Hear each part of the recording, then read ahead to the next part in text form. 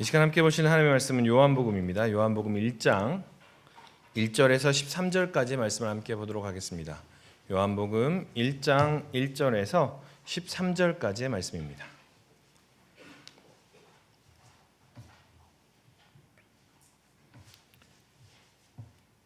요한복음 1장 1절에서 13절까지 말씀을 제가 한 절 읽고 여러분이 한 절 읽고 한 절씩 교독하며 나가겠습니다.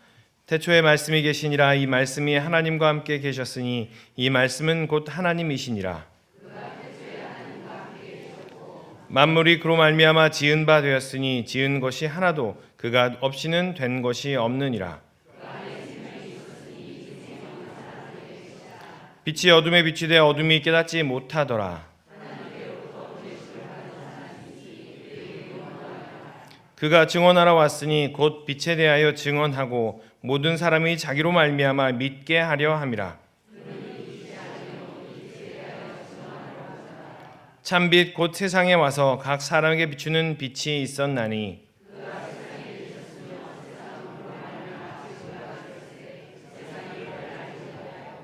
자기 땅에 오매 자기 백성이 영접하지 아니하였으나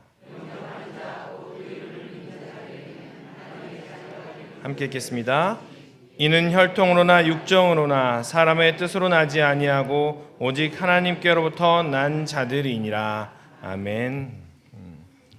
지난 명절 잘 쉬셨습니까? 우리 좌우에 계신 분 쳐다보시면서 눈으로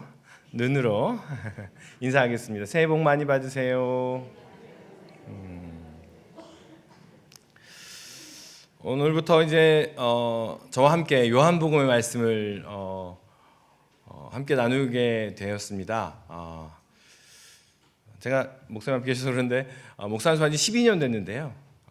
제일 긴장되는 설교입니다. 네. 그전에는 설교했던 패턴이 이제 바뀌어가지고요. 어떻게 준비해야 되나 고민하며 또 함께 나왔습니다.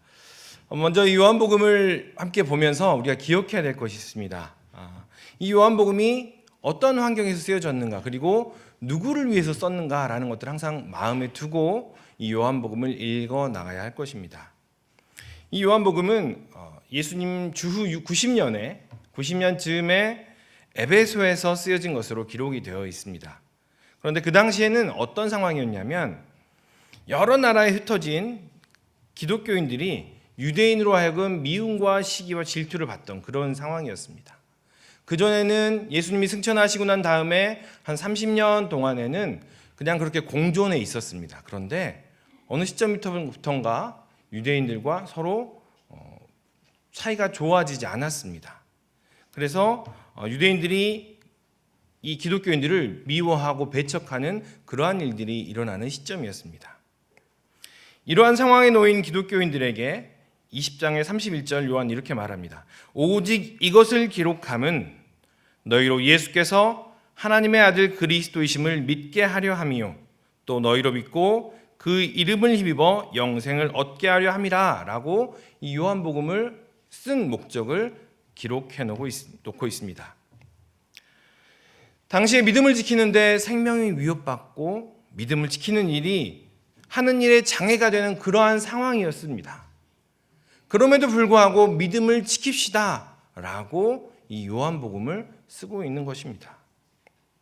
예수께서 그리스도이심에 굳게 서서 주님과 함께 영생을 누립시다 라고 권면하며 격려하며 쓴 책이 바로 이 요한복음입니다.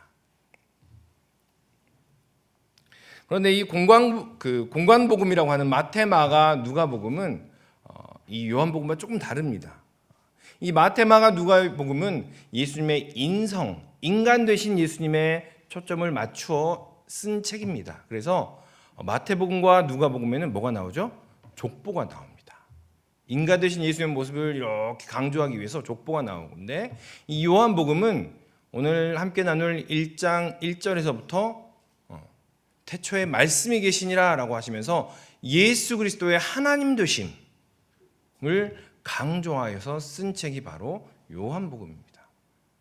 요한복음을 읽고 나서는 우리 마음 가운데 예수님은 하나님이시구나, 예수님은 만주의 주이시구나 라는 고백이 우리의 입술을 통해서 나오면 요한복음을 정말 잘 읽으신 것입니다. 게다가 덧붙여서 이 요한복음은 조금 어려운 것이 요한복음을 기록했던 지역이 에베소라는 지역입니다. 그리고 또 요한복음을 읽은 사람들이 역시나 흩어져 있는 지역이 당시 헬라 문화권에 있는 사람들입니다. 그래서 이 사도 요한은 헬라 문화의 언어로 이 요한복음을 써 내려갔습니다. 그래서 그 요한복음을 읽었던 사람들은, 헬라 문화권에 있던 사람들은 굉장히 쉽게 요한복음을 읽어 내려갈 수 있었습니다. 말씀을 준비하면서 그런 마음이 들었습니다. 우리가 유대 문화나 헬라 문화를 공부하기보다 우리 한국 문화로 이 복음서를 좀 누가 써내면 좋겠다. 우리 한국 사람이 정말 마음 절절하게 이 말씀을 이해할 수 있는 그런 번역들을 해내면 참 좋겠다라는 마음 한켠에 그러한 소망이 있었습니다. 여러분 혹시 노력이라는 단어 아십니까? 노력 말고요. 노오력. 처음 들어보시죠?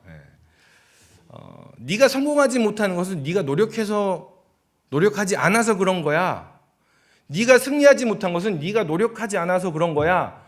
라는 이야기를 했어요. 어른들이. 그런데 젊은 사람들이 열심히 노력을 했는데 안 되는 거예요. 그래서 그 사람들을 빗대어서 그러한 상황을 빗대어서 이렇게 이야기합니다. 노력 많이 해봤는데 안 되더라. 여러분 어떠세요? 신앙생활을 하면서도 우리가 참 많은 노력들을 합니다. 많은 애들을 씁니다. 그런데 여러분 그 노력을 통해서 무엇을 이루셨고 노력했는데 신앙에서 안 되는 게 있더라. 어떠한 경험들이 있으십니까? 오늘 요한복음 1장 1절에서 13절까지 말씀을 통해서 우리의 신앙의 노력들이 어떻게 엇나가 있는가, 또 우리는 어떻게 인간적인 노력들을 해오고 있는가라는 것들을 함께 보고자 합니다. 요한복음 1장 1절에서 18절까지의 말씀을 서론이라고 이야기를 합니다. 그리고 21장의 말씀을 결론이라고 지어서 앞과 뒤에서 요한복음이 하는 이야기들을 쭉 정리해 줍니다. 오늘은 그 중에서 1절에서 13절까지의 말씀을 함께 보도록 하겠습니다.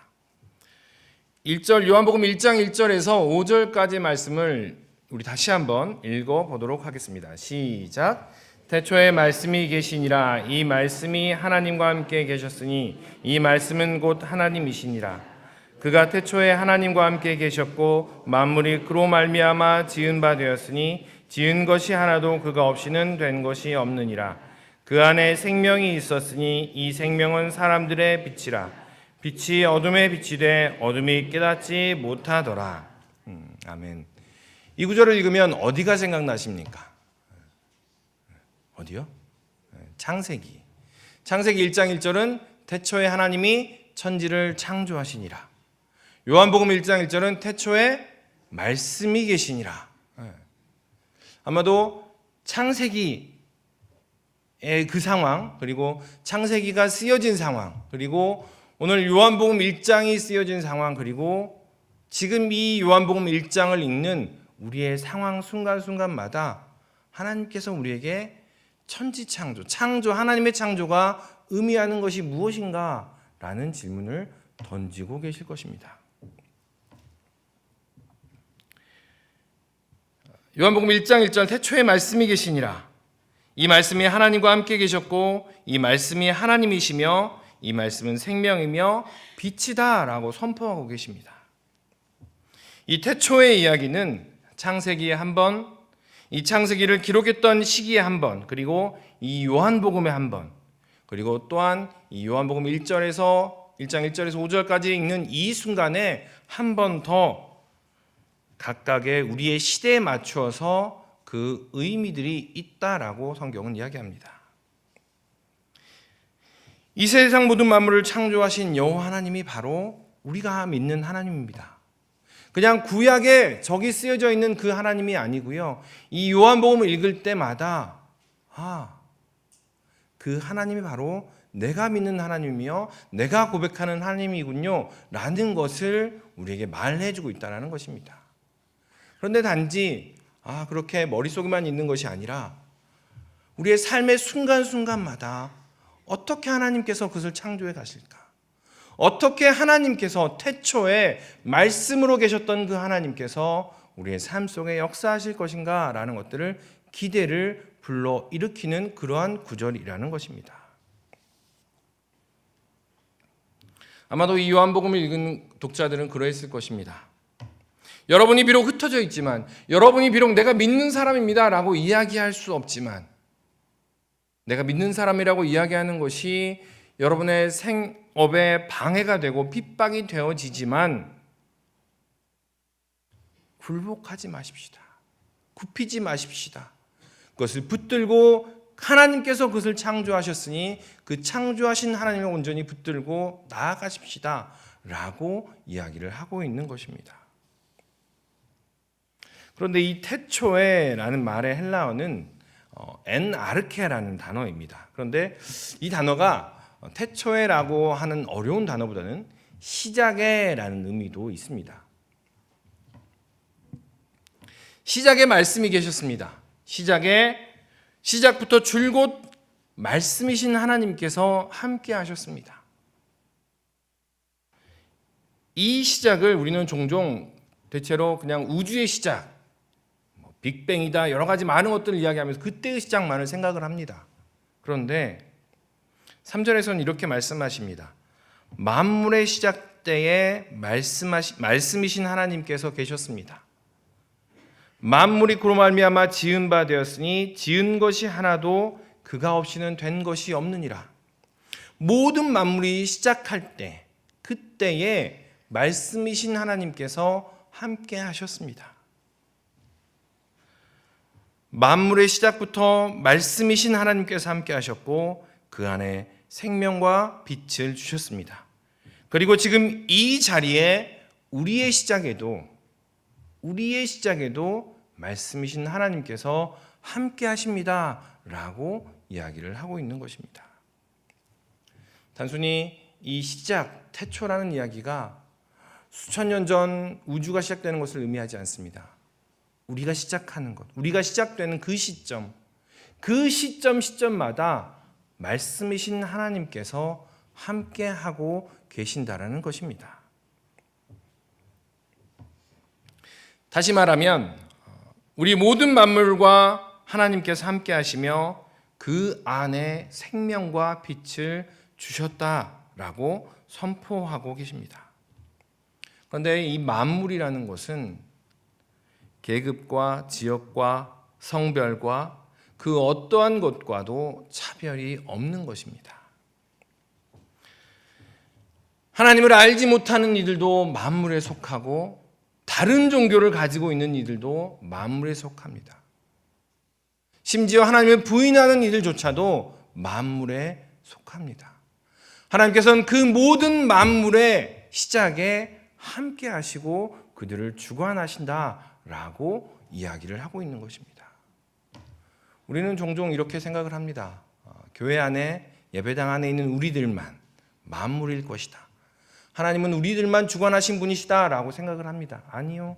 우리가 믿는 하나님은 저 믿지 않는 저 멀리 있는 사람들, 심지어 하나님을 부인하는 사람들까지도 주관하시는 여호와 하나님이심을 고백하시기를 소망합니다.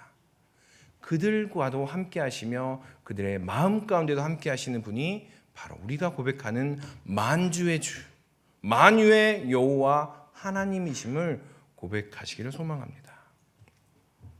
그 모든 것들의 시작부터 여호와께서 함께 하셨다는 것입니다. 만물 중에 하나인 우리의 시작을 한번 돌이켜봤으면 좋겠습니다. 우리의 시작부터 하나님께서 함께 하셨습니다. 우리 안에 생명이 있고 우리 안에 빛이 있습니다.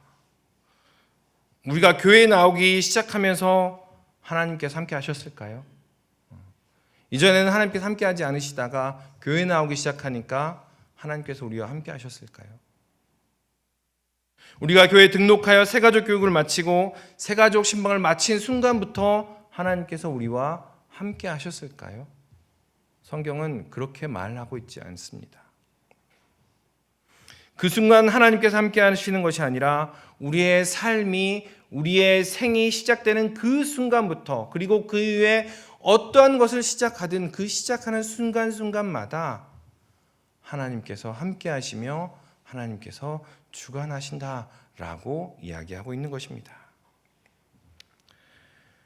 우리가 인식하지 못하던 하나님께서는 우리를 그런 존재로 지으셨습니다. 그리고 그렇게 인정하고 계십니다. 더 나아가서 성경은 이렇게 이야기합니다. 우리가 태에서 지기 전부터, 태에서 만들어지기 전부터 택하였다라고 이야기하고, 또한 시편 기자는 이렇게 이야기합니다. 하나님께서 함께 하시니 너희는 신들이며 지존자의 아들입니다 라고 시편 기자는 그렇게까지 이야기합니다. 우리 안에 하나님께서 심어 놓으신 생명과 빛이 있기 때문입니다. 이것이 엔아르케 시작 시점에 하나님께서 우리에게 주신 생명과 빛이 우리로 하여금 하나님의 자녀가 되게 하고 하나님의 사람이 되게 하는 그러한 일들을 행하고 있다라는 것입니다. 그런데 우리는 쉽게 이야기합니다. 저 사람은 돈이 없으니까 생명이 없어. 하는 일이 변변치 않으니까 빛이 없어. 지방 출신이야. 그러니까 그 사람은 말씀이 함께하지 않을 거야 라고 쉽게 이야기해 버립니다. 그 반대로 또는 이렇게 이야기합니다. 나는 집 평수가 넓어졌으니 나는 내가 사는 집은 몇 평이니 생명이 있는 것처럼 행동합니다. 타고 다니는 차가 좋아지니 빛이 있는 것처럼 그렇게 행동합니다. 다니는 직장의 직급이 높다 하여서 본인이 하나님인 것처럼 행동하는 그러한 모습을 우리는 종종 보게 됩니다. 이러한 모습들은 하나님의 창조 질서에 어긋나는 것들입니다. 이러한 가치관들은 하나님의 창조 질서들을 위배하는 것입니다. 더 나아가서 이러한 사람들은 그 중심에 과연 하나님께서 계시는가라고 점검해 보아야 할 것입니다. 종종 이렇게 말씀을 드리면 이런 질문을 하십니다. 목사님, 우리가 살아가는 삶이 이런데요. 살아가는 생활이 이렇습니다. 살아가는 삶이 현장이 이런데 어떡합니까? 여러분의 살아가는 현장이 크십니까? 여러분이 믿고 신뢰하는 하나님이 더 크신 분이십니까? 5절의 말씀입니다. 빛이 어둠에 비치되 어둠이 깨닫지 못하더라. 조금 더 풀어서 이야기하면 하나님께서 우리의 그러한 현실 속에서 하나님께서 우리의 그러한 시작 속에서 여전히 역사하시니까 그렇게 역사하시면서 그 빛을 계속 비춰주시기에 우리는 어둠에 지지 않는다라는 이야기입니다. 하나님께서 계속 우리에게 지혜를 주시고 명철을 주시고 새로운 가치관과 새로운 생명의 힘을 불어넣어 주시기에 우리는 결코 그러한 어둠에 지지 않는다라고 이야기를 하고 있는 것입니다. 하나님의 은혜의 빛이, 하나님의 지혜의 빛이 계속 비춰지니 우리를 깨닫게 하고 새로운 가치로 삶을 바라보게 하신다라는 것입니다. 바로 9절의 말씀입니다. 참빛 곧 세상에 와서 각 사람에게 비추는 빛이 있었나니 1절에서 5절까지의 말씀이 9절로 연결이 되어집니다. 여러분, 각 사람에게 빛이신 하나님께서 오셔서 함께 하십니다. 여러분, 각 사람에게 참 말씀이신 하나님께서 지혜로 명철로 깨닫게 하심으로 함께 하십니다라고 선포하고 있는 것입니다. 우리의 존재가 그런 존재입니다. 하나님께서 함께 하시며 그 빛을 계속 비춰주셔서 어둠이 이길 수 없게 하는 그러한 존재가 바로 우리의 모습입니다. 내 지금 상황이 이런데요. 내가 지금 이러한 처지에 있는데요. 내가 지금 이러한 상황에 처해 있고 정말 아무것도 내놓을 것이 없는데요. 과연 그럴까요? 라고 이야기할 수도 있습니다. 그러나 성경은 계속해서 선포합니다. 우리의 지금의 모습, 우리의 소유, 명예로 하나님께로부터 오는 그 빛을 막을 수 없다라고 선포하고 있는 것입니다. 우리는 예전에 그런 사람을 알고 있습니다. 하나님의 말씀을 믿을래? 내 주먹을 믿을래? 우리는 그분이 나중에 회심하여 목사가 되었다는 얘기를 익히 들었습니다. 우리는 또 이렇게 이야기합니다. 그런데 그 이야기를 들으면 우리는 웃지만 하나님의 말씀을 믿을래? 내 경험을 믿을래? 하나님의 말씀을 믿을래? 내 지식을 믿을래? 하나님의 말씀을 믿을래? 내 부를 믿을래? 라고 물어보면 우리는 망설이게 됩니다. 요한복음 1장 1절에서 5절까지 창세기의 이야기를 다시 한번 쓴 것은 우리가 믿는 그 여호와 하나님은 우리의 경험보다도 우리의 지식보다도 우리의 그 어떠한 것보다도 크신 분이라는 것을 선포하고 나아가고 있다라는 것입니다. 우리에게 빛을 비춰주시는 우리 하나님은 여전히 우리 가운데 살아계신 분이심을 믿으시기를 소망합니다. 만약 여러분에게 어떤 분이 선물을 보냈습니다. 선물을 보냈는데 그분에게는 여러분이 중요할까요? 그 선물을 배달하는 사람이 중요할까요? 어려운 문제입니까? 되게 어려운 문제죠. 아마 그분에게는 그 선물을 배달하는 사람보다 여러분이 더 중요할 겁니다. 그 선물을 어떻게 받았고 어떻게 잘 사용하며 그 선물이 정말 마음에 드는지. 그런데 이상하게도 교회에서는 종종 배달하는 사람이 더 대우를 받습니다. 오늘 갑자기 본문에 보면 세례 요한이 불쑥 튀어나옵니다. 이 세례 요한은 배달하는 사람입니다. 그는 하나님께로부터 보냄을 받은 사람입니다. 그는 빛에 대하여 증언하는 사람이며 그는 자기로 말미암아 믿게 하려는 그러한 사람입니다. 그런데 거기서 멈추지 않고 성경은 이렇게 이야기합니다. 그는 빛이 아닙니다. 그는 빛은 아닙니다. 단지 이 빛에 대해서 증언하는 사람입니다. 라고 오늘 성경 말씀은 이야기하고 있습니다. 우리는 선물을 보낸 분께 집중하는 것이 아니라 너무나도 쉽게 보냄을 받은 사람에게 집중해 버립니다. 그러나 우리는 매 순간순간마다 기억해야 합니다. 우리를 위해서 무언가를 보내신 그분이 어떤 분이신지, 또 우리에게 계속해서 선물을 주시는 그분이 어떤 분이신지 기억할 필요가 있다라는 것입니다. 세례 요한은 여인의 태에서 난 사람 중에 가장 위대한 사람이다라고 이야기를 했습니다. 날 때부터 구별된 사람이었습니다. 천사가 그 태어남을 현몽하는 것까지도 예수님의 나심과 매우 유사한 그러한 사람입니다. 세례를 베풀면서 예수님의 하나님 되심을 온전히 드러냅니다. 그리고 광야에서 메뚜기와 석청을 먹으며 약대 털로 만든 옷을 입고서 금욕적인 생활을 해나가는 사람이 바로 세례 요한이었습니다. 그런데 성경을 자세히 보면 시간이 지나면서 이 세례 요한이 이런 질문을 하기 시작합니다. 오실 그이가 당신입니까? 예수님께서 하나님이심을 선포했고 인정했던 그 사람이 오실 그이가 당신입니까? 아니면 우리가 다른 사람을 기다려야 됩니까? 라고 질문하기 시작합니다. 빛에 대해서 증언하고 빛이 이 땅에 정착하게 하고 준비했던 그 일이 맞춰지자 세례 요한은 엉뚱한 질문을 하기 시작합니다. 예수님의 길을 평탄하게 하는 사명이 끝나자 이런 질문을 합니다. 예수님이 그리스도께서 오셨음에도 여전히 머물면서 그 누구보다도 인기가 높아지자 세례 요한은 이런 질문을 하기 시작합니다. 오실 그이가 당신이오니까. 더 나아가서 좀 더 자세히 보면 세례 요한을 따르던 사람들이 공동체를 이루었습니다. 철저히 금욕적인 생활을 하며 세상과는 구별된, 세상과는 아예 동떨어진 생활을 하며 앞으로 오실 메시아를 기다립니다 라는 에세네파와 같은 그러한 공동체 생활을 합니다.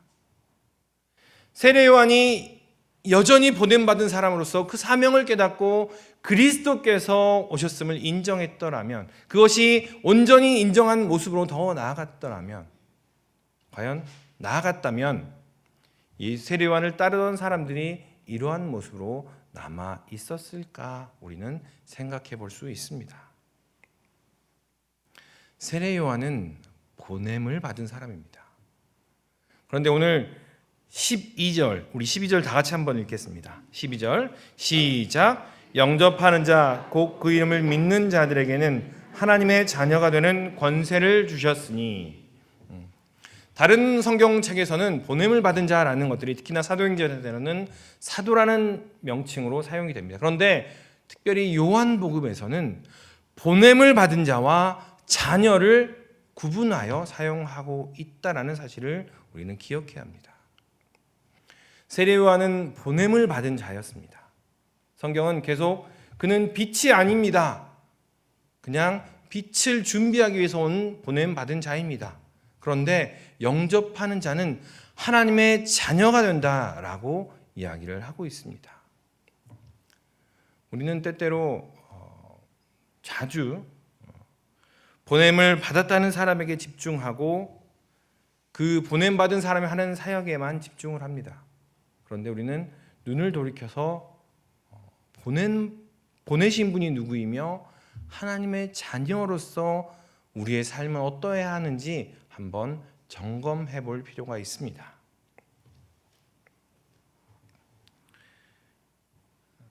우리가 흔히 말하는 사명이라는 단어 역시도 보냄을 받은 이들이 행할 일이라는 것에 초점이 맞추어져 있습니다. 세례 요한 역시나 마찬가지였습니다. 본인을 세례 요한 자신을 보내신 그 여호와 하나님께 집중하지 않고 내가 보냄받았구나 라는 사실에만 집중하였을 때 그의 삶이 어떻게 변해갔으며 어떠한 질문을 하게 되었는지 우리는 알 수 있습니다. 그리고 10절과 11절에서 세례 요한의 사역의 결과들을 표명합니다. 10절과 11절을 제가 한번 읽어보겠습니다.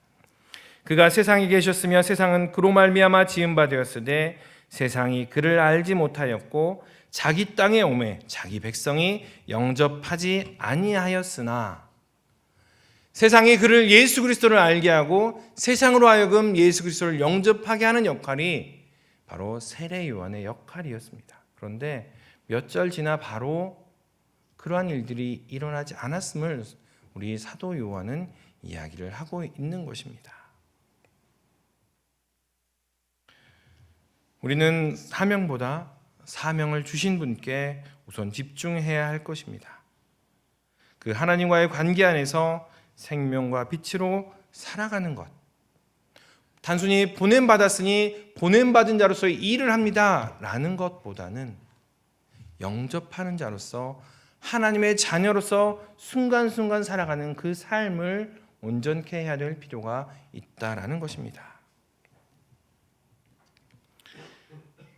하나님께서는 우리가 보냄을 받은 자에 머물기를 원하신 것이 아니었습니다. 보냄을 받은 자로서 세례 요한을 말하면서 12절은 하나님의 자녀로서의 모습들을 이야기합니다.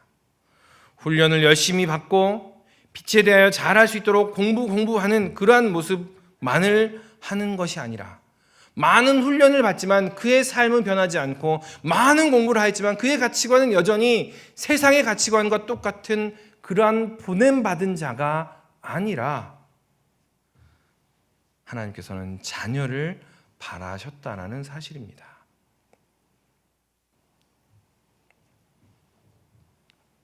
사명이 중요합니다. 하나님께서 우리에게 맡겨주신 사명이 중요합니다. 그러나 우리가 보냄을 받고 그 일을 행하는 것으로 그 쓰임이 다하는 존재라는 것을 말하고 있는 것은 아닙니다. 사명을 하나하나 행하면서 하나님의 자녀로서 내가 어떻게 순간순간을 살아가고 있는가, 어떻게 순간순간의 가치관들을 하나님의 말씀의 가치관으로 살아가고 있는가, 옮겨가고 있는가라는 것이 더욱 중요하다는 것입니다.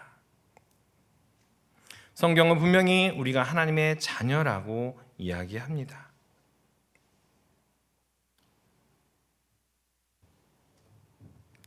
자녀로서 온전하게 그 일을 해냈을 때 우리는 뭐라고 하죠? 자녀는 철이 들었다라고 이야기합니다. 하나님께서는 우리가 철이 들 때까지 기다리며 또 기다리며 여전히 우리에게 빛을 비춰 주시겠다라고 말씀하시고 계십니다.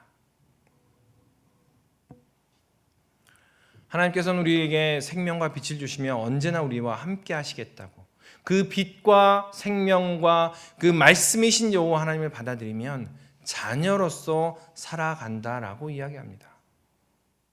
그런데 우리는 여전히 나는 보냄받았어요. 나는 여전히 그냥 잠깐 보냄받아 그냥 일을 할 뿐이에요 라고 생각하며 그렇게 살아갑니다. 하나님께서는 우리를 자녀로, 하나님의 생명과 하나님의 빛이 있는 존재로 지으셨습니다. 우리 함께 그렇게 살아가십시다. 하나님의 생명과 빛으로 비춰주시는 그 소망을 붙들고 하루하루 살아가는 것입니다. 오늘 본문 말씀은 12절과 13절을 우리 다 같이 다시 한번 읽어보겠습니다. 시작. 영접하는 자 곧 그 이름을 믿는 자들에게는 하나님의 자녀가 되는 권세를 주셨으니 이는 혈통으로나 육정으로나 사람의 뜻으로 나지 아니하고 오직 하나님께로부터 난 자들이니라. 아멘. 처음에 말씀드렸던 것처럼 우리는 노력을 해야만 좋은 것이라고 이야기를 합니다. 그래서 신앙생활도 노력을 합니다. 은혜 받는 것도 내가 뭔가 노력을 하게 되면, 내가 뭔가를 이루어내게 되면 하나님께서 은혜 주시겠지라고 생각을 합니다. 그래서 12절에 영접하는 것, 곧 그 이름을 믿는 것까지도 우리가 노력하려고 애를 씁니다. 세례 요한이 빛에 대해서 증언하고 그 증언하는 방법을 훈련하고 계속 나아갔던 것처럼 그것과 비슷하게 우리는 계속 노력을 합니다. 영접하기 위해서 노력하고 믿기 위해서 노력합니다. 그러나 13절에 이렇게 이야기합니다. 이는 혈통으로나 육정으로나 사람의 뜻으로 하는 것입니다. 참으로 영접하고 믿는 것은 혈통으로 되지 않고 육정으로 되지 않고 사람의 뜻으로 나지 않고 오직 하나님에게서 나는 것입니다 라고 말하고 있습니다. 그러면 우리는 어떻게 해야 될까? 도대체 어떻게, 항상 설교를 할 때마다 어떻게라는 질문이 떠오릅니다. 다시 1장 1절에서 5절까지 말씀으로 돌아갑니다. 하나님께서는 우리를 처음의 모습으로, 그 시작의 모습으로 회복되기를 원하고 계시다는 것입니다. 하나님께서 우리를 그렇게 지으셨기에 그러한 모습으로 남아있도록 붙들림 받고 하나님의 그 빛이 비춰지도록 우리를 노출시키는 것입니다. 세상의 많은 물질과 세상의 많은 가치관들이 그 영광의 하나님의 빛을 가리우려 애쓰고 있습니다. 그러나 우리가 해야 될 것은 그 하나님의 영광의 빛에 우리를 계속 노출시키는 것입니다. 하나님께로부터 나오는 영접함과 믿음으로 우리는 하나님을 맞이할 수 있게 됩니다. 그렇게 되면 우리는 하나님으로부터 보냄을 받은 자가 아닌 하나님의 자녀로서 살아가게 됩니다. 성경은 철저하게 우리가 애쓰는 것, 노력하는 것을 경계합니다. 하나님의 은혜 안에 내어 맡기는 것을 말하고 있습니다. 요즘 들어 신종 코로나 바이러스가 유행입니다. 그런데 우리가 직접 그 바이러스를 박멸시킬 수는 없습니다. 우리가 할 수 있는 것은 손을 잘 닦고 마스크를 쓰며 몸을 강건하게 하는 것이죠. 그런데 이렇게 생각해 볼 수 있습니다. 세상에 그 큰 바이러스를 없애는데 어떻게 손만 씻는 걸로 되겠어? 뭔가를 더 해야 될 것 같아. 비타민도 먹고 뭣도 먹고 그래야 바이러스는 무너뜨릴 수 있을 거야 라고 생각을 쉽게 합니다. 하나님의 은혜 마찬가지입니다. 하나님께서는 우리에게 끊임없이 빛을 비춰주십니다. 우리가 할 수 있는 것은 그냥 그 빛에, 하나님의 은혜 아래, 그 말씀 안에 그 선포되어지는 하나님의 말씀 안에 내 모습이 이렇습니다. 내 모습이 이렇게 연약합니다. 비춰내는 것, 그 빛 안에 계속해서 비춰지는 그 빛 안에 우리의 모습들을 드러내놓는 것입니다. 그런데 그 순간 한편에서 우리가 생각합니다. 하나님께서 그렇게 영광을 주시는데, 그렇게 귀한 것들을 주시는데 가만히 앉아서 염치 없이 은혜만 받을 수 있겠어? 내가 뭘 해야지? 라고 생각하는 순간 그 선을 넘어가게 된다는 사실을 기억하시기 바랍니다. 은혜 받은 자로서 해야 될 것들, 은혜 받은 자로서 우리가 주의 길을 예비하며 주의 복음을 전파하며 은혜 받은 자로서 믿는 자로서 해야 할 것들을 기억하시되 그것이 앞서가지 않도록 하는 것이 중요하다라는 것입니다. 처음에는 빛을 어둠에 비추어 주셨습니다. 그럼에도 깨닫지 못하자 이번에는 참 빛이 세상에 오셨습니다. 그런데 이번에는 영접하지 않았습니다. 그러자 마지막으로 말씀 그 자체이신 분이 육신으로 오셨습니다. 그것이 바로 14절의 말씀입니다. 만물 안에 있는 생명과 빛이 우리에게 있습니다. 게다가 그리스도인으로서 우리에게는 하나님을 향한 갈망이 있습니다. 그것이면 충분합니다 라고 사도 요한은 우리에게 말하고 있습니다. 그것에서부터 시작입니다. 그 갈망 가지고 하나님 앞에 나아갑시다. 그 갈망이 더욱더 큰 싹이 피어날 수 있도록 그 빛에 우리를 드러냅시다 라고 우리에게 말하고 있는 것입니다. 그렇다면 우리가 받은 그 하나님의 빛이 비춰짐을, 그리고 우리 안에 있는 그 생명의 오심을 어떻게 실천할 수 있겠습니까? 우리는 간혹 보다 보면 은혜는 가만히 있으면 되는 거예요 라고 생각해서 가만히 계십니다. 아니요, 은혜 받은 자로서 그러한 가치관이 부딪힐 때는 일부러 거부하시기를 소망합니다. 의도적으로 그러한 가치관들을 거부하고 그러한 세상의 가치관에 휩쓸리지 않도록 버텨내는 일들이 필요합니다. 행여나 나의 분에 넘치는 것들이 생겨난다면 나와는 전혀 관계없는 나의 이름이 드러나지 않는 곳에 사용하십시다. 그리고 또한 여전히 그러한 세상의 가치관으로 살아가는 이들이 있다면 그리스도의 생명으로 그들을 끌어안으십시다. 또한 더불어 우리 스스로의 힘으로는 할 수 없음을 고백하고 하나님의 비춰주심, 하나님의 그 비춰주심이 우리의 깊숙이 역사하도록 간구하십시다. 그리하여 창세기의 시작 때부터 하나님께서 하셨던 그 시작의 그 영광의 빛이 언제나 우리 마음 가운데 살아 역사하며 또한 보냄을 받은 자로서가 아니라 자녀로서 하루하루 살아가시는 우리 믿음의 식구들이 되시기를 주님의 이름으로 축원합니다. 기도하시겠습니다. 사랑 안에 충만하신 아버지 하나님, 하나님께서 우리를 자녀라고 말씀하시지만 여전히 그냥 우리는 일꾼으로 살아가는 그러한 모습이 있는 것은 아닌지 돌아봅니다.